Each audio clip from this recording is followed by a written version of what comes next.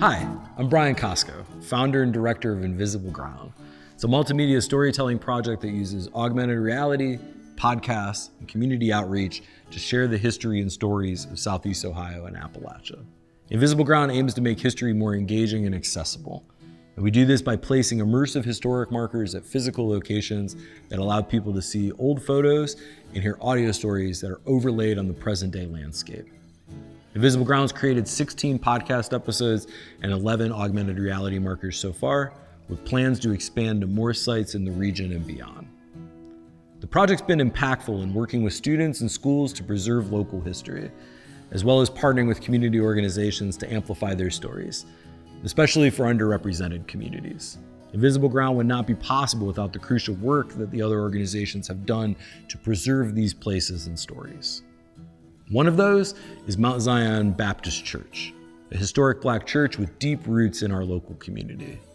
Today, efforts are underway to preserve the building as the Mount Zion Black Cultural Center, ensuring its legacy as a hub of history and heritage continues to inspire for future generations. Invisible Ground has had the great privilege of partnering with Ada Woodson Adams and Dr. T. Ford Ahmed to help in these efforts. Mount Zion became a real focal point for me because I found out I had a connection to place, to people, to the experiences of those who came before me.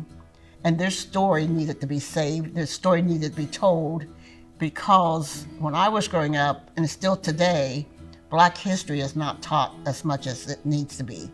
You have to keep telling the story over and over and over in order to reach the population that is now coming along. So podcasts and invisible ground kinds of mechanisms with QR codes, since they're already connected now, with that, it helps to keep them informed and hopefully helps to keep us moving forward. It has been a real asset to have Invisible Ground and Brian to share his technology to give a different dimension to history.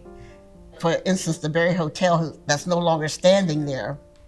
And through Invisible Ground's technology, you can bring to life the Berry Hotel.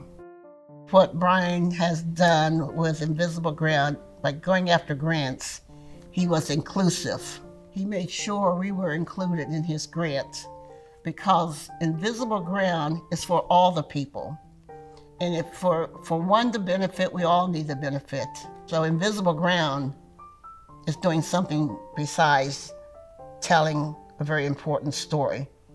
They're building capacity for other organizations. Invisible Ground is also incredibly proud of our work with Tablertown, a historic Black settlement that David Butcher, a descendant of Tablertown's founders, has dedicated his life to preserving.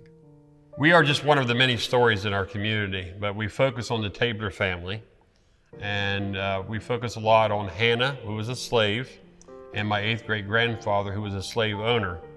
And he freed 6 of her slave children in Virginia and brought them here to Athens County in the 1830s. And so we focus a lot on that story and that history. It's now approaching 190 years oral history passed down.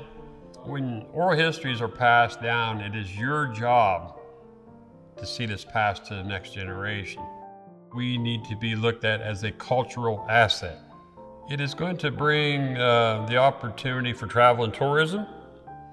It will bring the opportunity to have a story told and never forgotten again. I think once these stories are told and these things are put out there, it'll be very difficult for someone to say this story didn't happen, this story didn't exist. One of our goals is to pass this down to the next generation and the next generation and the next generation. And by doing that, we need to encourage young people. One of the goals at Invisible Ground is to put history in the hands of the next generation by delivering it in a form that they know and enjoy. We want to revolutionize the way people engage with history by turning the real world into an interactive classroom. Young people, they're digital natives. There's been a lot of talk about this, a lot of writing and research about it, right? How we want to connect to those groups is an ongoing, open question. I think we're far more likely to get people's attention by giving them something that is in some way interactive and is in some way digital. One of the beauties of Invisible Ground is that it's merging the past and the present in that space. So you're there, but stuff is magically, almost in a ghostly kind of way, reappearing from the past.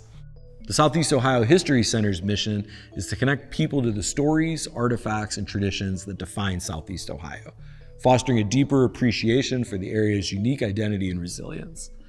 They are an inspiration to Invisible Ground. We're so thankful for the partnership we have with them and their director, Jessica Siders. Everyone is actually interested in history, but they just don't think that they are.